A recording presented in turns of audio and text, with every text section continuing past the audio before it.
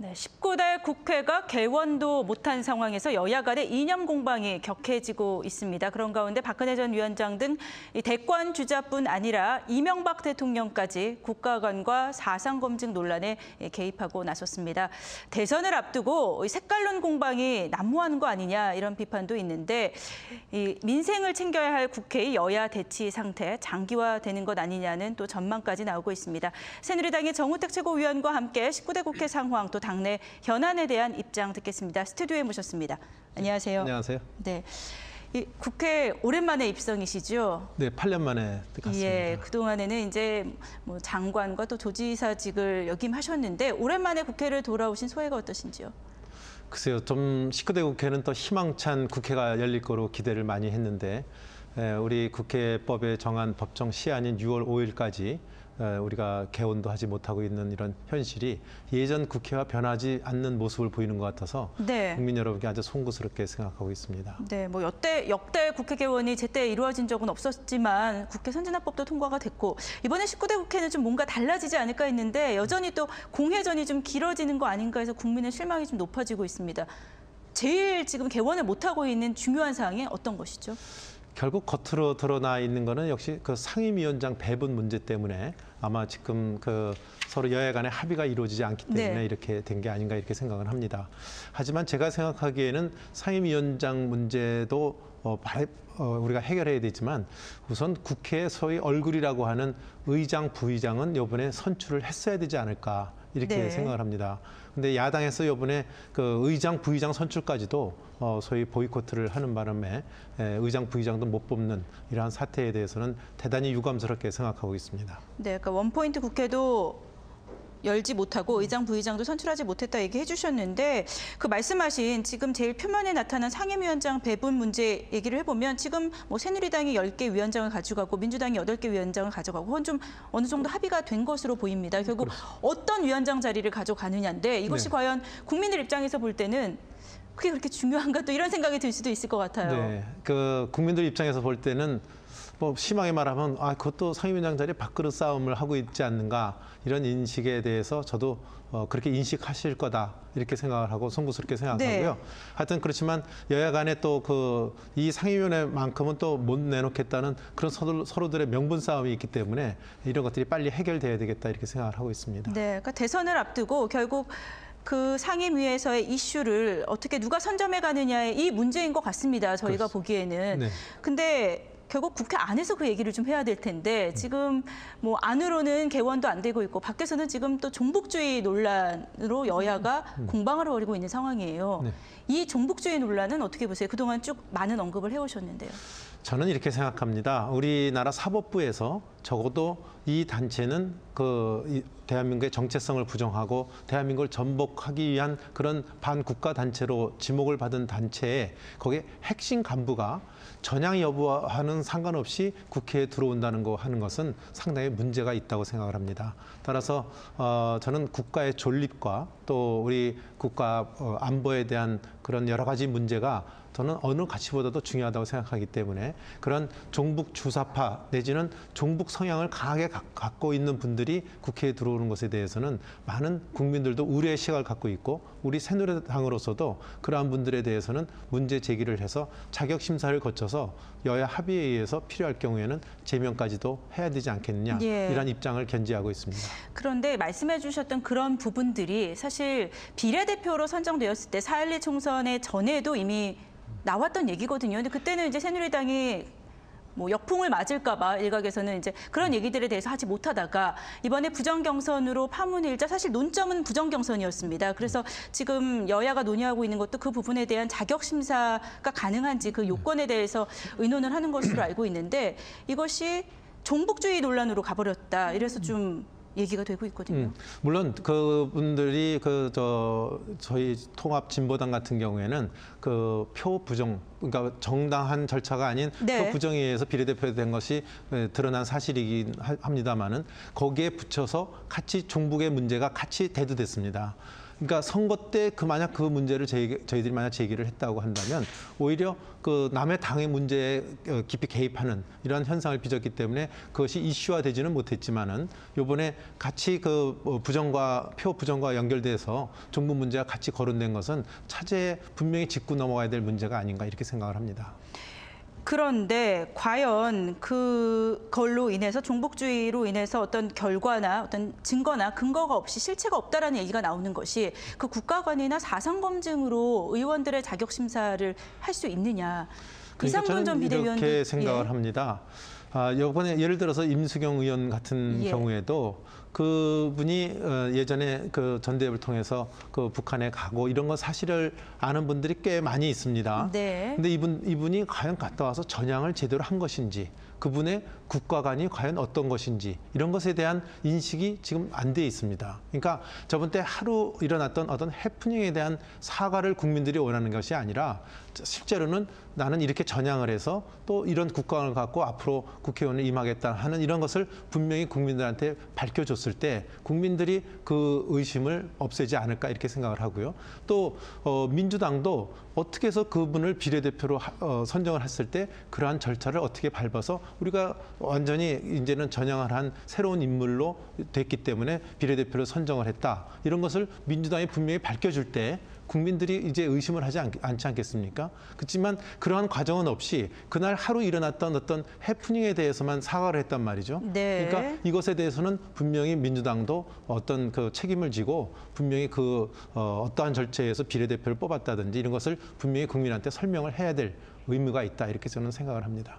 지금 그러니까 임수경 의원이 어떤 국가관을 갖고 있고 어떤 사상을 갖고 있는지 그것이 의원 수행에 있어서 굉장히 중요한 그렇습니다. 자격 요건이다 이렇게 얘기해 주셨는데 그런데 국가관을 부인하는 분이 국회에 있다는 건 말이 안 되는 얘기죠. 네. 근데 지금 이 문제에 대해서 과연 이것이 새누리당이 이제 19대 국회에 입성을 해서 개원을 해서 이 부분에 대해서 자격 심사를 벌이겠다라는 부분에 대해서 과연 그게 법적으로 가능한 일인가? 이상돈 전 비대위원도 이 부분에 대해서 좀 우려스럽다라고 얘기를 했거든요. 그렇지 않습니다. 법 규정에 우리가 국회의원 30인 이상이 발의를 해서 그 자격 심사를 할 수 있는 그 법의 규정이 있습니다. 그러니까 그 규정에 의해서 그것을 그 절차를 밟으면 되는 거지. 이 자격 심사가 된다 안 된다 여부는 아마 이제 의원들이 발의를 해서 거기에 따라서 절차에 따라서 논의를 해 나가면 될 거다 이렇게 생각을 하고 있습니다. 네, 그러니까 지금 이념과 국가관이 수상하다는 이유로 국회의원을 징계할 수 있고 자격 심사를 할 수 있는지는 그 법 절차에 따라서 해보면 알 것이다. 해보면 알 것이다. 예, 그러면 새누리당은 할 의향이 있는 거네요. 저희는 자격 심사를 하자는 제안을 이미 해놓고 있습니다. 누구 의원에 대해서죠? 지금 제가 알기로는 통일진보당이죠. 통합진보당의 비례대표 그 두 분에 대해서 이석기 김재현 의원이요. 네, 그 두 분에 대해서 해놓고 있는 것으로 알고 있습니다. 그럼 임수경 의원과 이해찬 의원은 어떻게 됩니까? 지금 현재는 그거에 대해서 정식 거론된 바는 없습니다. 그 두 의원은 아직 논외고 일단은 이석기 김재현 의원에 대해서. 네, 그렇습니다. 예, 근데 어제였죠. 통합진보당이 당기위원회를 열어서 일단 제명 절차를 밟고는 있어요. 그렇다면 뭐 어차피 이 두 의원이 당에서도 나가게 되고 무소속으로 의원직을 유지한다면 그리고 이런 여론 속에서 과연 의원직을 제대로 수행할 것인가 이 부분에 대해서도 어차피 얘기는 되고 있거든요. 저는 조금 그 생각을 좀 다르합니다. 왜냐하면 지금 당에서 출당이 됐다 그래서 국회의원직을 상실하는 건 아니지 않습니까? 근데 국회의원직을 수행을 하다 보면 여러 가지 그 중요한 국가의 여러 가지 정보를 접하게 되기 때문에 이러한 정보들이 만에 하나 그분들이 북한하고 연계가 돼 있어서 어떤 우리의 정보가 새 나갈 수 있다. 이런 그런 문제까지도 우리가 검토를 해봐야 되기 때문에 출당하는 거하고 국회의원직을 수행하는 거하고는 좀 별개라고 생각을 하고 있습니다. 네. 근데 이제 이 19대 국회가 또 개원해도 어떻게 보면 민생과 복지가 멀어지지 않을까 논의의 대상에서 그런 걱정이 좀 들어요. 국민의 한 사람으로서. 그러니까 국회가 빨리 열려서 민생 문제는 민생 문제대로 머리를 맞대야 되고요. 여러 가지 국가의 여러 가지 문제들을 국회에서 결국 수렴해서 논의해야 되지 않을까 이렇게 생각합니다. 네, 말씀하신 대로 좀 투트랙으로 가야 하는데, 그러니까 그거는 그거고 이 부분은 이 부분대로 그렇습니다. 다르게 가야 하는데 지금 개원만 해도 조건을 내거는 것이 민간인 불법 사찰 국정조사를 받아들이겠다. 이항구 원내대표가 이런 얘기를 했어요. 근데 네. 그 조건이 이석기 김재현 의원의 제명이거든요. 네. 그럼 좀 다른 얘기인데 이 조건을 건다는 것 자체가 지금 별개로 가지 않는 거 아닙니까? 큰 조건이라서는 제가 지금 개원이 안 되고 있는 것은 뭐 여러 가지 요인도 있지만 또 6월 9일 날 저쪽은 또 당 대표를 뽑지 않습니까? 예. 그때까지 지금 그분들이 정신이 없어요. 야당 하시는 분들이 이런 개원에 대해서도 이것을 갖고 관심을 갖고 이걸 해야 되는데 그런 정신이 없는 데다가 또 종북 문제까지 터지니까 아마 야당이 지금 정신이 없어서 그럼 6월 9일 개원을 제대로 못하고 있는 게 아닌가 이렇게 생각합니다. 민주당에서 이제 지도부가 꾸려지면 좀 본격적인 얘기가 될 것이다 이렇게 저는 그렇게 보십니까? 돼야 된다고 보고 있습니다. 예, 최고위원 또 모셨으니까 당내 현안을 좀 여쭤보겠습니다. 새누리당의 그 오픈 프라이머리 관련된 논란은 어떻게 좀 가고 있는 겁니까? 오픈 프라이머리에 대해서는 그분들의 의견을 저희들이 충분히 수렴해 나가는 그런 과정을 밟아갈 것입니다.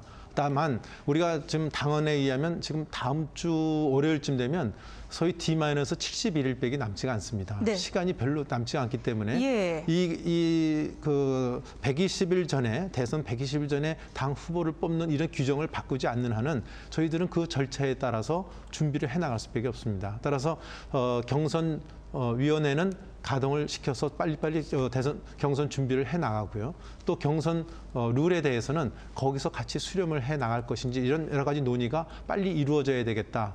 그것은 아마 그 멀지 않은 시간 내에 그 좀 예비 후보자분들이 등록이 되면은 이제 확실히 예비 후보가 누군지 드러나니까 그분들의 의견을 수렴해 나가는 과정을 또 밟아갈 것으로 저는 그렇게 생각합니다. 그 룰을 지금 그렇게 바꾸는 거에 대해서 이제 얘기를 많이 하시는 부분이 지금 절차와 시기상 당원 당규상 그게 불가능하다라는 얘기를 많이 하시는데 지금도 그런 얘기 아니 그게 아니고 병행을 하자는 얘기죠. 예. 지금 룰을 경선 룰을 갖고 자꾸 얘기를 하다 보면 시간이 가기 때문에 예. 그 시간이 가는 동안에 소위 경선위원회는 만들어 놓지 않고 이것이 가동이 안 된 상태로 예. 그냥 갔을 때는 시간이 너무 촉박하다는 얘기죠. 그래서 그러면 두 개를 병행을 하자 이런 생각을 많이 갖고 그러면 있습니다. 경선관리위원회에서 일단 경선관리 준비는 착착해 나가고 네. 이 룰과 관련된 논의는 어디서 하게 룰도 됩니까? 경선관리위원회에서 일단 수렴하는 절차를 저는 밟아갈 것으로 이렇게 생각을 하고 있습니다. 그럼 경선준비위원회냐 경선관리위원회냐가 중요한 게 아니라 룰을 경선관리위원회에서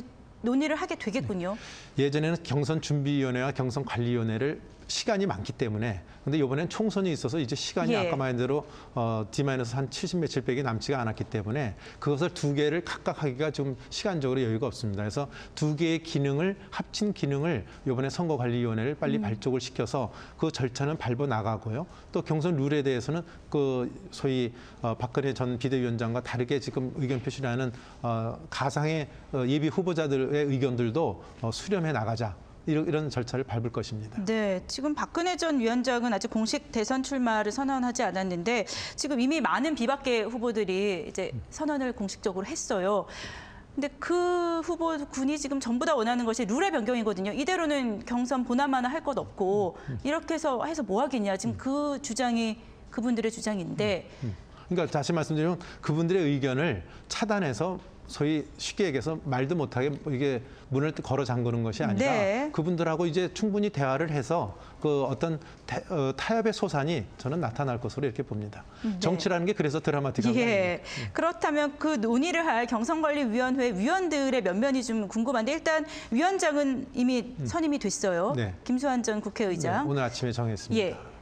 그 위원들은 어떻게 정해지게 됩니까? 위원들은 예전에 2007년에 만들어진 것을 보니까 5대 5의 비율로 원내와 원외 인사가 이렇게 포진을 했습니다. 네. 그래서 이번에도 아마 그런 비율로 결정되지 않을까 이렇게 전망을 하고 있고요. 경선위원들은 지금 최종적으로 최고위원들과 또 사무총장이 그 수집을 하고 있어서 아마 각계 명망 있는 분들이 많이 들어오시지 않을까 이렇게 생각합니다. 그러면 다시 말씀드리면 중립적 성향을 가진 분들이 예. 많이 포진하지 않을까 이렇게 생각합니다. 예, 5대5 원내 원외로 구성된다 이렇게 얘기해 주는데 이건 지도부에서 이제 선출을 합니까? 네, 그렇습니다. 예. 근데 지금 뭐 지도부 회의만 봐도 지금 사실 심재철 최고위원을 제외한 남은 비박계 아닌 그 친박계로 분류가 되는 그 지도부 최고위원들이 우리 언론에서 친박 비박 얘기하는데요. 예. 지금 우리 최고회의에서 무슨 친박 비박이 나눠져서 무슨 그것이 다르지 않습니다. 그러니까 오픈 프라이머리 주장하는 사람들은 비박이고 오픈 프라이머리 반대하는 사람은 친박이다. 그런 이분법으로 자꾸 언론이 몰고 가는 것 같아서. 그런 얘기가 나오는 것이 네, 네. 아무래도 이제 그런 얘기들이 나왔을 때 그러면 지도부나 어디서 이제 의논을 해보자가 아니라 그건 좀 힘들지 않을까 하고 부정적인 얘기들만 좀 나오다 보니까 지도부 그러니까 예. 지금 그 수용 과정을 발박하겠다는 예. 얘기를 지금 다시 말씀을 드리는 것이 바로 그 이유 때문이라고. 그래서 봅니다. 어떻게 해서든지 지금 비박 주자들이나 뭐 박근혜 전 위원장을 아우르는 경선을 할 것이다. 이게 지금 지도부의 생각이다. 이렇게 봐도 되겠습니까? 결국은 지금 제가 미리 얘기할 수 없었지만 여러 타협의 소산이 저는 나타날 것으로 봅니다. 네, 알겠습니다. 안 될 것 같지만 되는 것이 또 정치이기 때문에 좀 기대해 주시기 바랍니다. 그래야 네. 오히려 국민들도 재밌어 할 것으로 이렇게 봅니다. 예, 뭐 막판에 결정적인 순간에 또 정치력이 발휘되는 게 또 이 정치이다 그렇습니다. 보니까 한번 네. 좀 기대를 해보겠습니다. 아마 양쪽의 그 오픈 프라이머리 찬성과 반대 측에서의 어떤 타협의 결과가 반드시 나올 것으로 저는 그렇게 보고 있습니다. 예, 알겠습니다. 지금까지 새누리당의 최고위원 정우택 최고위원과 함께 이야기 나눠봤습니다. 고맙습니다.